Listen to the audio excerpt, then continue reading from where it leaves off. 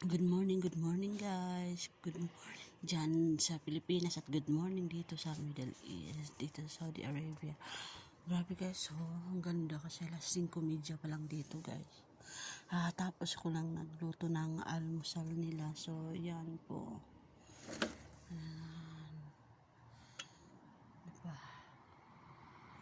Maya maya titirik na rin yung araw. Lalabas na rin yung araw kasi 5:30 pa lang dito guys. Ayan malamig na dito guys. Ayan. Shout out po dyan sa inyo guys. Ayan guys, so ayan yan yung mga ilaw na yan.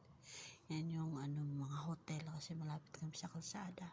Ayun yung kalsada doon Yan mga hotel na bagong gawa din yan guys. Dati wala pa yan.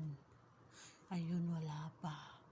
Puro at saka yan. Dati pa yan ngayon. Diba?